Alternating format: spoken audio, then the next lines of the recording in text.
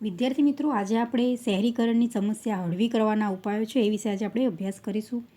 પરંતુ પહેલાં આપણે જે લાસ્ટ લેક્ચરમાં સમજ્યા હતા કે શહેરીકરણની જે અસરો, કઈ હકારાત્મક અસરો છે અને કઈ નકારાત્મક અસરો, એ આપણે યાદ કરી લઈએ. તો સૌપ્રથમ આપણે સમજ્યા હતા કે જે શહેરીકરણની કઈ સારી બાબતો છે, એટલે કે શહેરીકરણ કરવામાં આવ્યું. શહેરીકરણનો આપણે અર્થ સમજી ગયા હતા. શહેરીકરણ એટલે કે ગ્રામ્ય વિસ્તારમાંથી શહેરી વિસ્તારમાં જે વસવાટ કરે છે, એટલે કે સ્થળાંતર કરે છે કાયમ, એને આપણે કહી શકીએ કે શહેરીકરણ. અને સ્પષ્ટ આપણે એવું ચોક્કસ જે માપદંડના આધારે કહી શકીએ કે આ શહેરીકરણ છે, એ આપણે જોઈ ગયા હતા કે કેટલી વસ્તી ધરાવે છે, કેટલા જે પુરુષો છે એ પોતે રોજગારી મેળવે છે, અને કેટલી વસ્તી ગીચતામાં રહે છે, તો જ આપણે એને શહેરીકરણ કહી શકીએ છીએ. અને શોર્ટ ક્વેશ્ચનમાં પૂછાય ખાસ મહત્ત્વના છે કે 5,000 કે તેથી વધુ વસ્તી હોય તો જ એને આપણે શહેરીકરણ કહી શકીએ. અને 75% વધારે પુરુષો છે એ કૃષિ સિવાયના અન્ય ક્ષેત્ર, એટલે કે ઉદ્યોગ અને સેવામાંથી પોતે રોજગારી મેળવતા હોય. અને ત્રીજું હતું કે જે વસ્તીની ગીચતા પ્રતિ ચોરસ કિલોમીટરે 400 કે તેથી વધુ હોય તો જ આપણે એને શહેરીકરણ કહી શકીએ છીએ.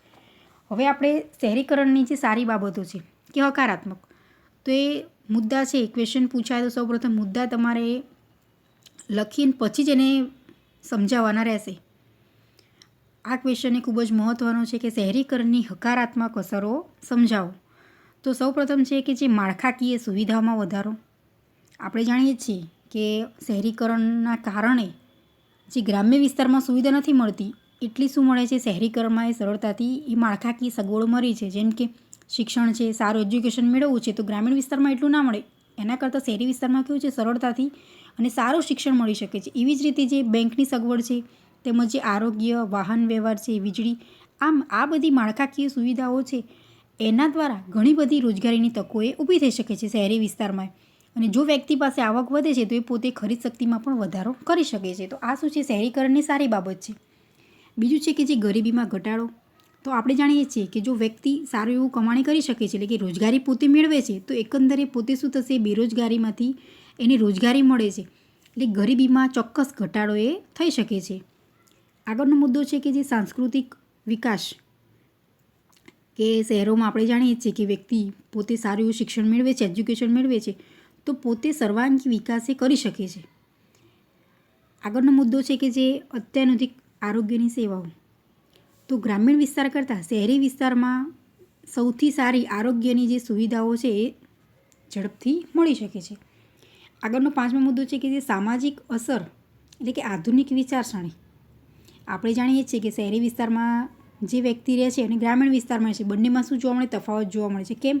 તો શહેરી વિસ્તારમાં જે વ્યક્તિ રહે છે પહેલેથી જ, તો એની જે વાણી છે, વર્તન છે, એના વિચારો, એની રહેણી કહેણી, એ દરેક કેવું હશે, સારું જોવા મળશે.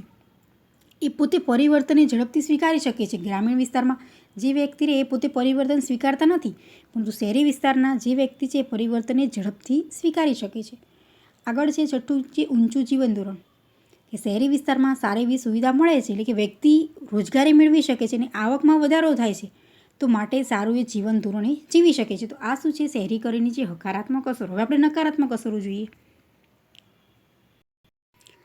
જેમ આપણે શહેરીકરણની સારી બાબતો જોયા, એમ શહેરીકરણની જે નકારાત્મક અસરો પણ જોવા મળે છે. તો શહેરીકરણની જે નકારાત્મક અસર છે એમાં સૌપ્રથમ છે કે જે આર્થિક અસમાનતા. તો હું તમને કહું કે શહેરી વિસ્તારમાં સારું એવું એજ્યુકેશન મેળવી શકે છે કોઈ પણ વ્યક્તિએ સરળતાથી. કેમ?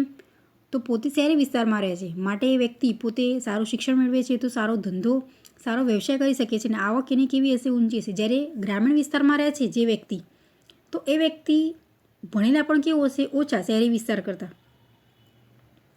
અને એ વ્યક્તિ પોતે શું કરી શકે છે કે રોજગારી મેળવવા માટે મજૂરીનું કામ પોતે કરી શકે છે. સારી આવડત નથી હોતી, એટલે એનામાં આવકનું કેવું હશે, જે સ્તર આપણે કહી શકીએ તો એ ઓછું જોવા મળશે શહેરી જે વ્યક્તિ કરતાં. તો આમ આર્થિક રીતે અસમાનતા એ જોવા મળે છે. પણ આ વ્યક્તિ કેવો છે કે ગામડામાંથી આવેલો છે અને એની પાસે એજ્યુકેશન નથી, માટે એને શું કરવું છે, મજૂરી કરવાની છે. અને પેલા વ્યક્તિ છે જે શહેરી વિસ્તારમાં રહે છે અને એને સારું એજ્યુકેશન મળે છે, માટે એની આવક કેવી છે, વધારે છે. એ ખાસ ધ્યાનમાં રાખવાનું છે. બીજું છે કે જે સામાજિક અસમાનતા.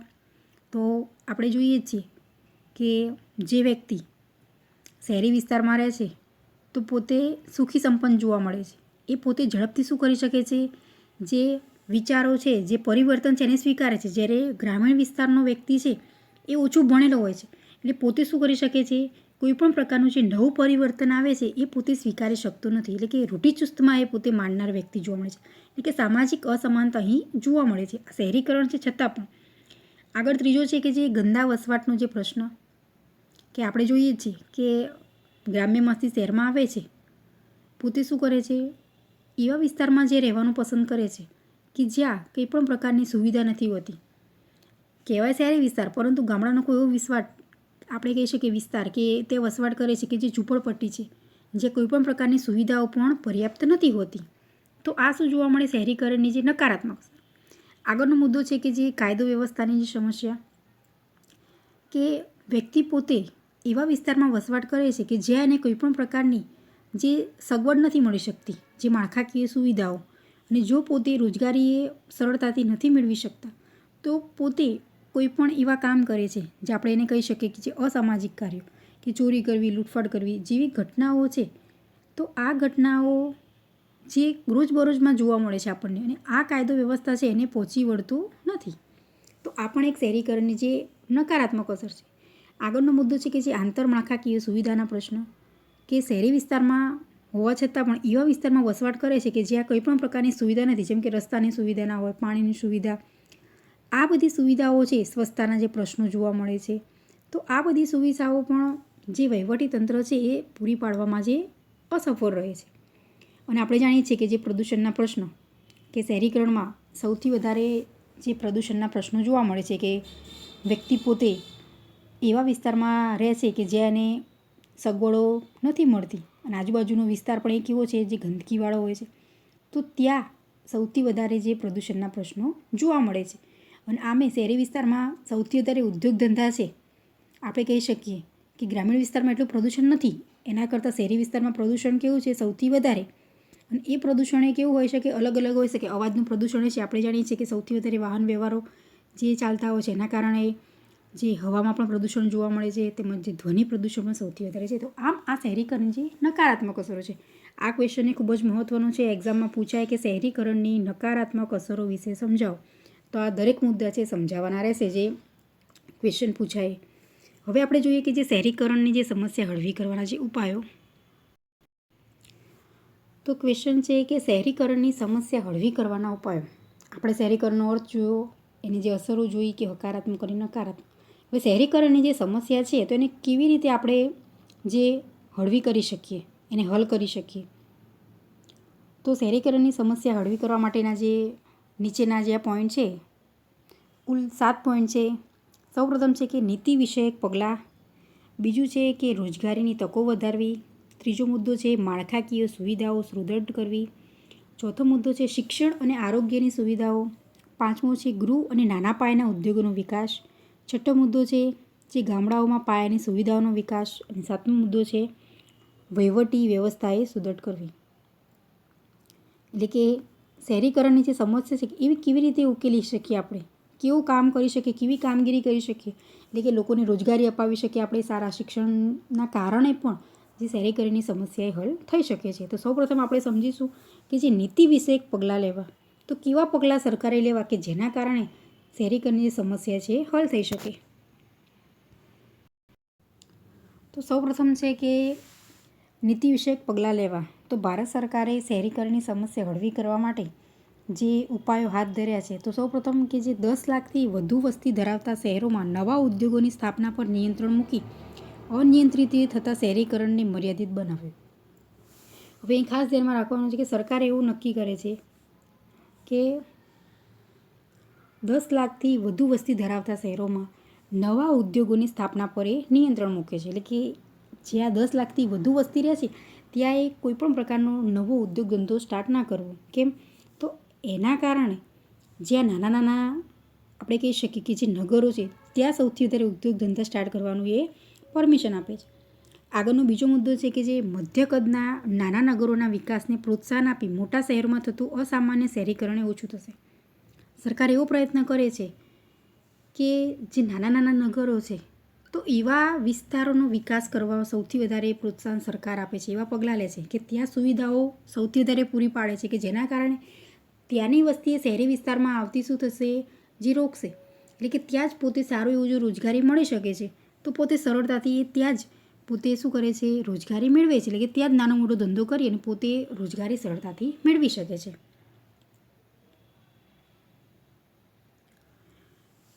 આગળનો મુદ્દો છે કે જે ભારત સરકારે શહેરીકરણની એવી નીતિ અપનાવી કે જેથી મોટા શહેરો વધુ મોટા ના બને અને નાના તેમજ મધ્ય કદના નગરો મોટા ભાગના રાજ્યો કે પ્રદેશોમાં વિકસે. હવે સરકાર પોતે એવું કામ કરે છે કે ગ્રામીણ વિસ્તારમાંથી જો લોકો શહેરી વિસ્તારમાં આવે છે તો ગ્રામીણ વિસ્તારમાં કોઈ જોવા જ નહીં મળે. એટલે કે જે મોટા શહેરો છે એ વધુ ખૂબ મોટા ના બને. સરકાર એવું ધ્યાનમાં રાખે છે.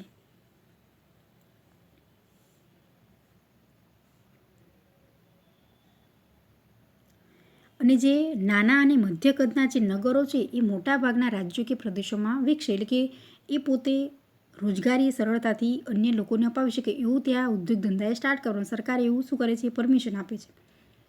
અને ભારત સરકાર નીતિ મુજબ મોટા શહેરોની આસપાસ સેટેલાઇટ ટાઉનના વિકાસની નીતિ અપનાવવામાં આવી છે. એટલે સરકારનો હેતુ એવો છે કે જ્યાં સરળતાથી રોજગારી મળી શકે, એટલે કે લોકો સ્થળાંતર ઓછું કરશે શહેરી વિસ્તારમાં. કેમ તો કોઈ પણ વ્યક્તિ છે રોજગારી માટે સ્થળાંતર કરતો જોવા મળે. જો પણ એને પોતાને ત્યાં જ્યાં રહે છે એ વતનમાં સરળતાથી જો રોજગારી મળી શકે છે તો સ્થળાંતર કરશે નહીં. એટલે કે શહેરીકરણની સમસ્યા છે એકંદરે શું થશે, હલ થઈ શકે છે. બીજો મુદ્દો છે કે જે રોજગારીની તકો વધારવી.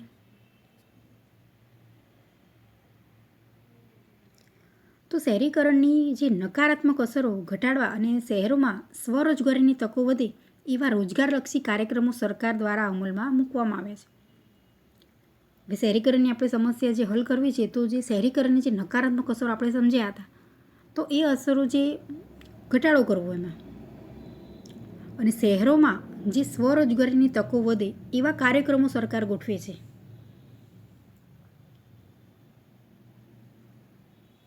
સરકાર શું કરે છે કે જે સ્વરોજગારી પોતે કેવી રીતે રોજગારી મેળવી શકે એવું પોતે કામ કરે છે કે રોજગારલક્ષી જે કાર્યક્રમો છે એ સરકારે અમલમાં મૂકે છે. અને આવા કાર્યક્રમોથી શું થશે કે શહેરી લોકો છે, જે શહેરી ગરીબો છે એ પોતે લાભ લઈ શકશે અને એના કારણે એ પોતે સારું જીવન જીવી શકે છે. કેમ તો એ વ્યક્તિ આવા કાર્યક્રમોથી રોજગારી મેળવી શકે છે અને એમની આવકમાં વધારો થશે. એટલે કે શહેરીકરણની જે નકારાત્મક અસર છે એ એકંદરે ઘટશે. આગળનો ત્રીજો મુદ્દો છે કે જે માળખાકીય સુવિધાઓ જે સુદૃઢ કરવી. એટલે કે શહેરોમાં માળખાકીય સુવિધાઓ જેવી કે પાણી, રસ્તા, વાહન વ્યવહાર વગેરેની સુવિધાઓ એ શહેરના છેવાડાના લોકોને પૂરતા પ્રમાણમાં મળી રહે તેવી માળખાકીય વ્યવસ્થા વધુ સુદૃઢ કરવી જોઈએ. એટલે કે કેન્દ્ર સરકારે સ્માર્ટ સિટીની યોજના અમલમાં મૂકવી. અહીં શું કહેવા માગે છે ખાસ કે જે સુવિધાઓ છે આપણે આગળ સમજ્યા કે જે માળખાકીય સુવિધાઓ છે એ ગ્રામીણ વિસ્તારમાં નથી મળતી, પરંતુ શહેરી વિસ્તારમાં પણ જે વ્યક્તિ પાસે ઓછું એજ્યુકેશન છે ને એ વ્યક્તિ શહેરી વિસ્તારમાં રહેવા છતાં પણ એવો વિસ્તાર એ પસંદ કરે છે કે જ્યાં કોઈ પણ પ્રકારની સુવિધાઓ જ નથી મળતી, જેમ કે પાણીની, વાહન વ્યવહારની, સંદેશા વ્યવહારની. તો આ બધી સુવિધાઓ છે એ શહેરના કોઈ એવા જગ્યાએ વસવાટ કરે છે તો તે એમને સુવિધા નથી મળતી. એટલે આ સુવિધાઓ શું કરવાની છે, સરકારે પૂરી પાડવાની છે. એટલે કે કેન્દ્ર સરકારે સ્માર્ટ સિટીની યોજના એ અમલમાં મૂકી છે. એટલે કે ઝૂંપડપટ્ટીમાં જે લોકો રહે છે એ પોતે શું કરે છે, મકાનોને જે વધુને વધુ વિકસાવી તેઓ તેમાં જ પોતે રહેતા જોવા મળે છે. તો આમ જે નબળા વર્ગના જે લોકો છે એ માટે જે સારા એવા જે મકાનની સુવિધા પણ સરકારે પૂરી પાડે છે. આપણે હાલ જાણીએ છીએ કે જે અમુક એવા વિસ્તાર કે ઝૂંપડપટ્ટી વિસ્તાર છે તો ત્યાં સરકાર શું કરે છે, એવા ફ્લેટનું બાંધકામ કરી આપે છે કે જ્યાં સરળતાથી એ લોકો શું કરે, રહી શકે અને એમને સુવિધા મળી શકે. જેમ કે પાણીની સુવિધા છે તો સરકાર શું કરે, એમને પ્રોવાઈડ કરે છે. જે ઝૂંપડપટ્ટીમાં એ સુવિધા જોવા જ નથી મળતી, પરંતુ એ વિસ્તારના લોકોને એ અન્ય સ્થળે ખસેડી અને જ્યાં સારી એવી સગવડ મળી શકે, એટલે કે ફ્લેટનું બાંધકામ કરે છે અથવા કોઈપણ પ્રકારનું જે નાના નાના મકાનો છે એનું નિર્માણ સરકાર કરે છે. આવું શા માટે કરે છે કે શહેરી વિસ્તારમાં એ લોકો રહે છે તો એમને સારી એવી સગવડો મળી શકે. હા, ભલે એ વિસ્તાર કેવો આપણે કહી શકીએ કે જ્યાં પછાત વિસ્તાર આપણે કહી શકીએ, પરંતુ સરકાર એવા પ્રયાસ કરી રહી છે કે પોતે શું કરી શકે, એમને પાયાની જે સગવડો છે, જે માળખાકીય સુવિધાઓ છે સરળતાથી મળી શકે, એવો સરકારનો પ્રયત્ન છે. આગળનો મુદ્દો આપણે સમજીએ કે ચોથો મુદ્દો છે શિક્ષણ અને આરોગ્યની સુવિધાઓ. તો શહેરનો જે સાધન સંપન્ન વર્ગ શિક્ષણ અને આરોગ્યની જે અત્યાધુનિક સવલતો ખૂબ જ સરળતાથી મેળવી શકે છે. કેમ? તો એ વ્યક્તિ પાસે કેવી છે, આવક વધારે છે, અને આવક વધારે છે તો સારું એજ્યુકેશનમાં મેળવી શકશે, અને જે આરોગ્યની સારી જે સવલતો છે એ પણ એ સરળતાથી મેળવી શકે છે. શેના કારણે? આવક સારી છે વ્યક્તિની માટે આ શિક્ષણ અને એજ્યુકેશન એ પોતે સારું એવું મેળવી શકે છે. સારું એવું હાયર એજ્યુકેશન મેળવવું જોઈએ એ સરળતાથી મેળવી શકે. બેઝિક એજ્યુકેશન તો દરેક પાસે છે, પરંતુ હાયર એજ્યુકેશન પણ એ વ્યક્તિ સરળતાથી મેળવી શકે છે. તેમજ શહેરનો ગરીબ વર્ગ હજુ આ સુવિધાઓ પૂરતા પ્રમાણમાં અને ઉચ્ચ કક્ષાની મેળવી શકતો નથી, જેને પરિણામે શહેરીકરણની સમસ્યા હળવી બની શકતી નથી. એટલે કે શહેરનો જે એવો ગરીબ વર્ગ છે એ પોતે આ સુવિધાઓ છે મેળવી શકતો નહીં. કેવી? કે જે હાયર એજ્યુકેશનની સુવિધા. કેમ કે એની પાસે આવક એટલી બધી નથી. જો કોઈ પણ વ્યક્તિ, બાળક છે, એને શિક્ષણ મેળવવું છે, સ્ટુડન્ટ, તો એને સૌથી વધારે શું જોઈએ છે કે સૌથી વધારે જો ફેમિલીમાં એની ઇન્કમ સારી છે તો જ એ સારું એજ્યુકેશન મેળવી શકે છે. અને જો નથી આવક એની એટલી બધી એના ફાધરની, તો એ એજ્યુકેશન મેળવવું છે છતાં પણ શું કરી શકે છે, એટલું હાયર એજ્યુકેશન મેળવી શકતા નથી. એટલે કે ઉચ્ચ કક્ષાની જે સવલતો છે એ પોતે મેળવી શકતા નથી, અને જેના પરિણામે શહેરીકરણની જે સમસ્યા છે એ આપણે હલ કરી શકતા નથી. એટલે કે જો ગરીબ અને શ્રમિક વર્ગને પણ શિક્ષણ અને આરોગ્યની જે સારી એવી સવલતો સહેલાઈથી મળી રહે છે તો શહેરીકરણની સમસ્યા ચોક્કસ હળવી થઈ શકે છે. એટલે કે જે ગરીબ વ્યક્તિ છે અને પોતે કામ કરે છે, એટલે કે મજૂરી કરે છે, જો એવા વ્યક્તિને સારું એવું શિક્ષણ મેળવી રહે અને આરોગ્યની પણ સુવિધા મળે તો શહેરીકરણની જે સમસ્યા છે આપણે હલ કરી શકીએ. આપણે હાલ જાણીએ છીએ જો શિક્ષણ સારું એવું મેળવવું છે વિદ્યાર્થીઓએ તો ગવર્મેન્ટ એમને શું કરે છે, જે સહાય કરે છે. શાના માટે? કે સારું શિક્ષણ એ બાળકે મેળવી શકે છે. અને આપણે જોઈએ કે સમાજમાં પણ એવું કામ કરવામાં આવે છે કે જો વ્યક્તિની આવક એની ઓછી જોવા મળે છે તો એ પોતે શું કરી શકે છે, એ સમાજ એને સહાય કરે છે એ બાળકના અભ્યાસ માટે. એ પોતે શું કરે, સમાજે લોન આપે છે કે જેથી એ બાળકે સારું એજ્યુકેશન મેળવી શકે. તો આ બધા પ્રયાસો શું કરવામાં આવે છે કે સરકાર દ્વારા હાથ ધરવામાં આવે છે. તો આનું મુખ્ય કારણ આપણે જાણીએ છીએ કે જે શિષ્યવૃત્તિ કહીએ છીએ. તો આ બધું એક આપવાનો સરકારનો જે પ્રયાસ છે કે જેના કારણે વ્યક્તિ પોતે સારું એજ્યુકેશનને મેળવી શકે, એટલે કે બાળકો સારું એ પોતે જીવનમાં એ કંઈક શિક્ષણ એ મેળવી શકે. એક પ્રયાસ છે સરકારનો એ. તો આમ આ સમજીએ આપણે કે શિક્ષણ અને જે આરોગ્યની જે સુવિધાઓ છે તો એના કારણે જે શહેરીકરણની જે સમસ્યા છે આપણે હળવી કરી શકીએ છીએ. આગળનો મુદ્દો છે કે જે ગામડામાં જે પાયાની સુવિધાઓનો જો વિકાસ, એટલે કે ગામડાઓ છે તો ત્યાં જેમ કે આપણે આંતરમાળખાકીય સુવિધાઓ છે એ મળતી નથી જેટલી શહેરી વિસ્તારમાં મળે છે એટલી. એટલે કે ગામડાઓને જે શિક્ષણ, આરોગ્ય, વીજળી, સિંચાઈ વગેરે છે એ સુવિધાઓથી વધુને વધુ જે સજ્જ કરવા કે જેથી શહેરીકરણની જે પ્રક્રિયા છે એ હળવી થઈ શકે છે. એટલે કે ગામડામાં આ બધી સુવિધા આપવાનું કારણ શું છે કે વ્યક્તિ પોતે ત્યાંના ત્યાં રહી અને સારું એવું આવક મેળવી શકે, રોજગારી એ પોતે મેળવી શકે છે. સૌથી મહત્ત્વનું એ જ છે કે ગામડાઓમાં સારું શિક્ષણ, આરોગ્ય અને સિંચાઈ વગેરેની સુવિધાઓ છે એ વધુને વધુ આપવી, અને જેના કારણે શહેરીકરણની પ્રક્રિયા છે હળવી થઈ શકે. એટલે આનો મિનિંગ શું થશે કે જો ગામડામાં સારું એજ્યુકેશન મળે છે અને દરેક સગવડો મળી રહેશે, જેમ કે આરોગ્યની, વાહન વ્યવહારની, વીજળીની, તો વ્યક્તિ પોતે ત્યાં શું કરશે, રહેવાનું પસંદ કરશે. સ્થળાંતરનું પ્રમાણ ઘટશે. આપણે સ્થળાંતર આગળ શીખી ગયા. સ્થળાંતર શા માટે કરે છે કે એને ગ્રામીણ વિસ્તારમાં એવી સુવિધા નથી મળતી જેટલી શહેરી વિસ્તારમાં મળે છે, અને સુવિધાઓનો લાભ લેવા માટે પોતે શું કરે છે કે બાળકોના ભવિષ્યમાં પોતે સારું હાયર એજ્યુકેશન મેળવી શકે એના માટે પણ સ્થળાંતર કરતા જોવા મળે છે. આમ આવક પણ વધુ મળશે અને જે એમની રહેણી કહેણી કેવી રીતે જીવન જીવી શકે સારું એ પણ શહેરી વિસ્તારમાં જોવા મળે છે. પરંતુ જો ગામડામાં આ સુવિધાઓ પર્યાપ્ત કરવામાં આવે તો એ વ્યક્તિ ત્યાં રહી અને પોતે સારું એવું શું કરી શકે છે, કમાણી પણ કરી શકે છે અને સારું એજ્યુકેશન પણ બાળકોને આપી શકે છે અને અન્ય સુવિધાઓ પણ સરળતાથી મેળવી શકે છે.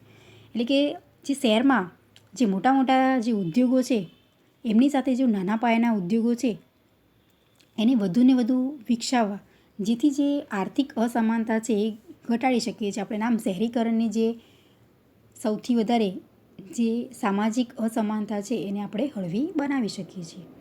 આગળનો મુદ્દો છે કે જે વહીવટી વ્યવસ્થાએ જે સુદૃઢ કરવી.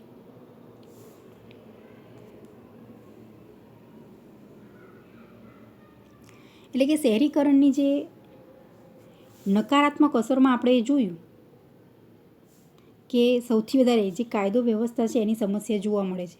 એટલે કે શહેરીકરણને કારણે જે કાયદો વ્યવસ્થા છે એ પરિસ્થિતિનું ધોરણ જે કથળતું ગયું છે અને શહેરોમાં અનેકવિધ પ્રશ્નો ઊભા થયા છે. કેમ કે સરકારે શું કરી શકે છે, જે યોગ્ય રીતે એ વ્યવસ્થા છે એ પોતે પૂરી પાડી શકતી નથી. એટલે કે એ પરિસ્થિતિ કેવી જોવા મળે છે, આપણને કથળતી જોવા મળે છે, જે અયોગ્ય જોવા મળે છે. એટલે કે જો શહેરમાં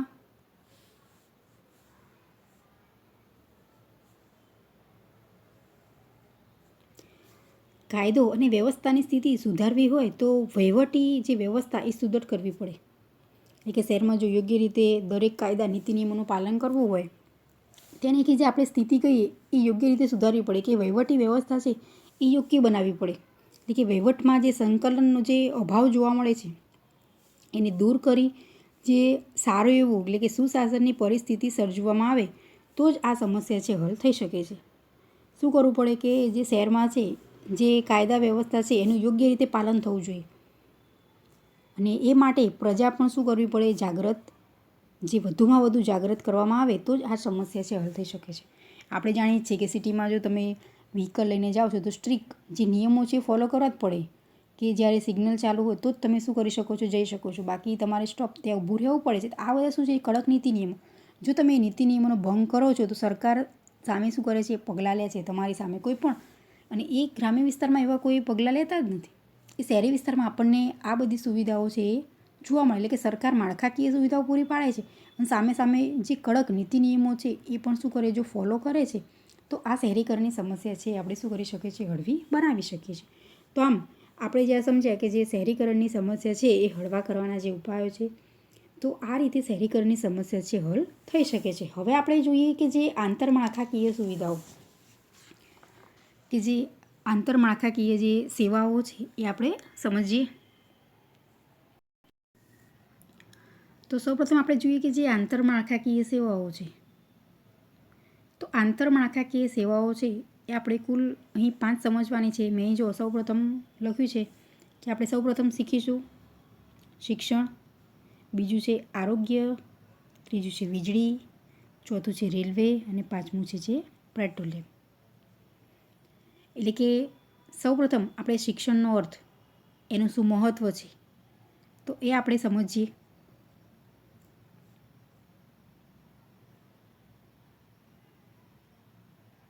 તો આપણે જાણીએ છીએ શિક્ષણ એટલે શું, તો શીખવું કે શીખવવાની જે પ્રક્રિયા. શું કહી શકીએ આપણે શિક્ષણ એટલે કે શીખવું અથવા તો જે શીખવાની જે પ્રક્રિયા છે.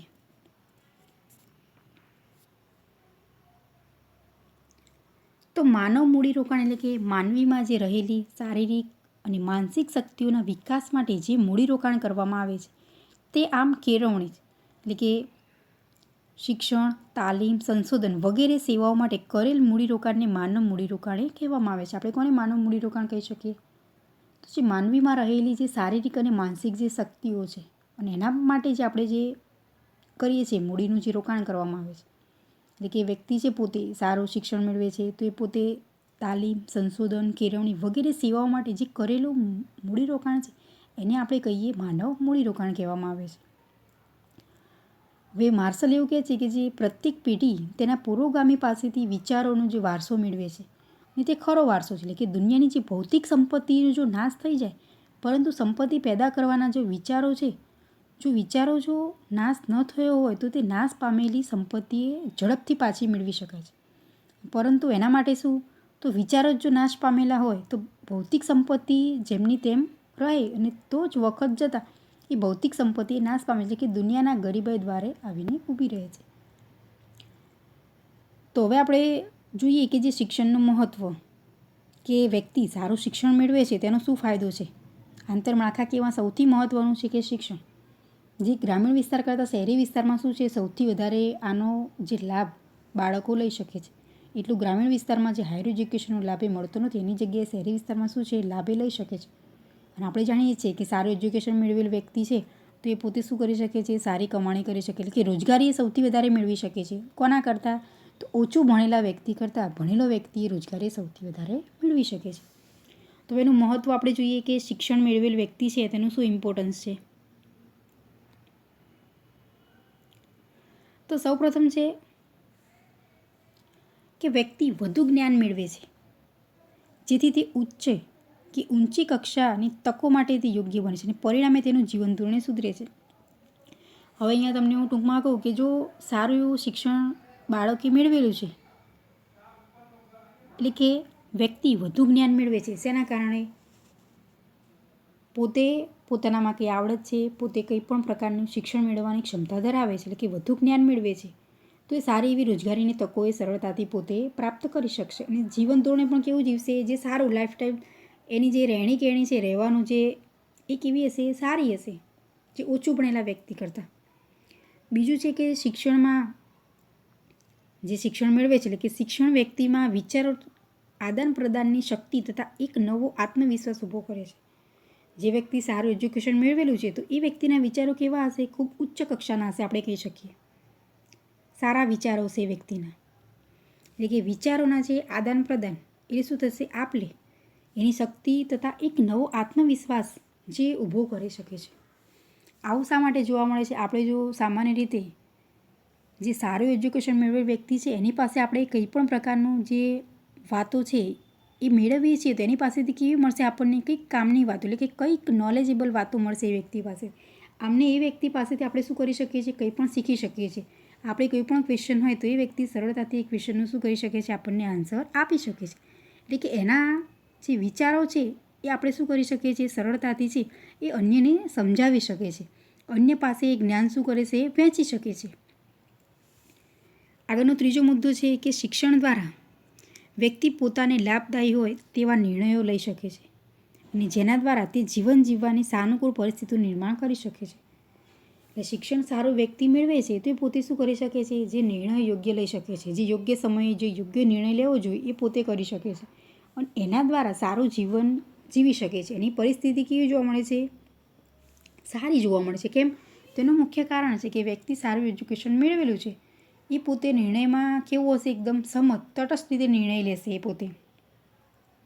તો આનું કારણ શું છે કે સારું શિક્ષણ આપણે સામાન્ય રીતે કોઈ ઊંચું ભણેલ વ્યક્તિ પાસે તમે નિર્ણય લેવાનું કહો તો એ નિર્ણય કેવો લેશે જે અયોગ્ય પણ નિર્ણય હોઈ શકે છે પરંતુ ભણેલો વ્યક્તિ છે એ સમજી વિચારી અને પોતે નિર્ણય લેશે કે જેનું પરિણામ શું આવશે એ પોતે અનુમાન કરી શકે છે કે આ નિર્ણયના કારણે જે સારું પરિણામ આવશે કે ખરાબ આવશે એ પોતે વિચારી શકે છે એ રીતે અને એ પ્રમાણે નિર્ણય લેવાનું પોતે નક્કી કરે છે. આગળનો ચોથો મુદ્દો છે કે શિક્ષણ દ્વારા સમાજના વિવિધ ક્ષેત્રોમાં જે મળતી વિકાસની અને વિવિધ તકોનો ઉપયોગ કરવા માટે બને છે એ પોતે સક્ષમ બને છે. એટલું કે શિક્ષણ મેળવેલું છે તો એ સમાજના કોઈ પણ ક્ષેત્રમાંથી એ સારી એવી તકો મેળવી શકે છે કે રોજગારીની તકો જો મેળવવી છે એને સરળતાથી તે પોતે મેળવી શકે છે. કેમ હાયર એજ્યુકેશન એની પાસે છે એવું સારું એવું તો એના કારણે એ સરળતાથી એ તકોનો લાભ લઈ શકે છે. એટલે એ માટે પોતે શું છે જે સક્ષમ બને છે. આ પણ સ્વાભાવિક રીતે જો વ્યક્તિ સારું ભણેલો છે તો એ વ્યક્તિ શું કરશે કોઈ પણ જગ્યાએથી રોજગારી મેળવી શકે છે.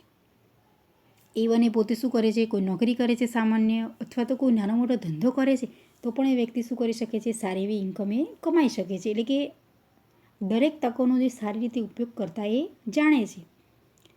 આગળનો પાંચમો મુદ્દો છે કે જે કારખાનાના શ્રમિકોની ઉત્પાદકતા વધારી શકાય છે.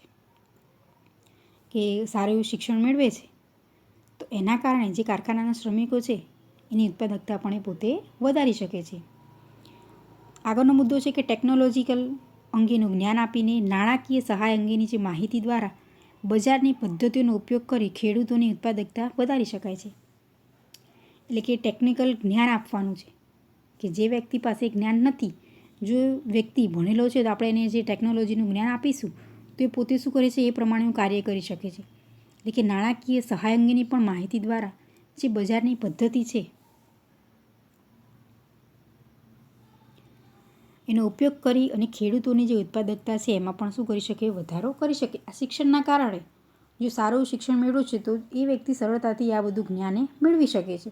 પરંતુ જો નથી ભણેલો તો એ સમજી શકતો નથી ટેકનોલોજીને પોતે શું કરે એક્સેપ્ટ કરી શકતા નથી જલ્દી. આગળનો સાતમો મુદ્દો છે કે અસરકારક શિક્ષણ દ્વારા વ્યક્તિઓમાં સામાજિક જે સક્રિયતા વધારી શકાય છે.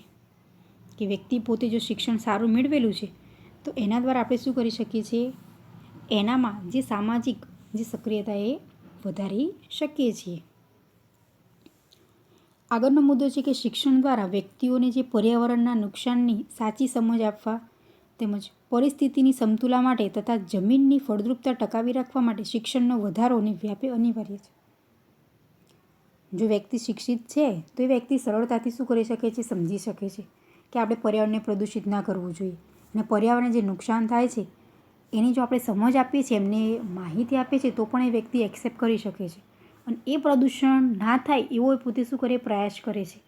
એટલે પરિસ્થિતિની જે સમતુલા માટે તેમજ જે આપણે કહી શકીએ કે જે જમીન છે એની ફળદ્રુપતા કેવી રીતે ટકાવી રાખવી, તો આ બધી માહિતી છે એ વ્યક્તિ પોતે સરળતાથી શીખી શકે છે.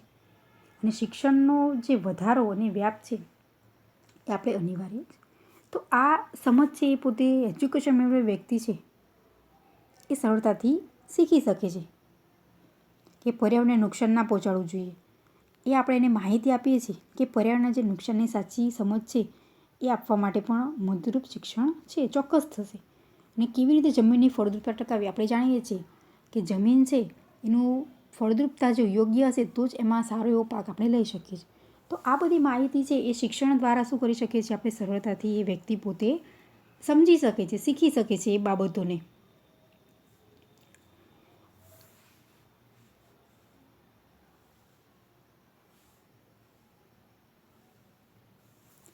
આગળનો મુદ્દો છે 9મો, શિક્ષણ દ્વારા સ્વચ્છતાને અને આરોગ્ય વિષયક જે સભાનતા લાવી શકાય છે. જો વ્યક્તિમાં સારું એવું શિક્ષણ છે તો એના દ્વારા શું થઈ શકે છે કે સ્વચ્છતા અને આરોગ્ય વિષયક જે સભાનતા એ લાવી શકાય છે. આનું મુખ્ય કારણ શું કે વ્યક્તિ જો એજ્યુકેશન મેળવેલ છે તો કોઈ પણ પ્રકારનું જે કામ એવું નહીં કરે કે જેના કારણે ગંદકી ફેલાય, અસ્વચ્છતા થાય એવું એ વાતાવરણ ઊભું નહીં કરે. એ પોતે એવો પ્રયાસ કરશે કે આપણે સ્વચ્છ રહીએ, આપણે જે વિસ્તારમાં રહીએ છીએ, જ્યાં રહેવાનું છે આપણે, તેમજ જે જગ્યાએ આપણે કાર્ય કરીએ છીએ તો એ જગ્યાને સ્વચ્છ રાખવાનો એ પૂરતો પ્રયત્ન કરે છે. તો આમ આ શિક્ષણનું શું છે, જે મહત્ત્વ છે.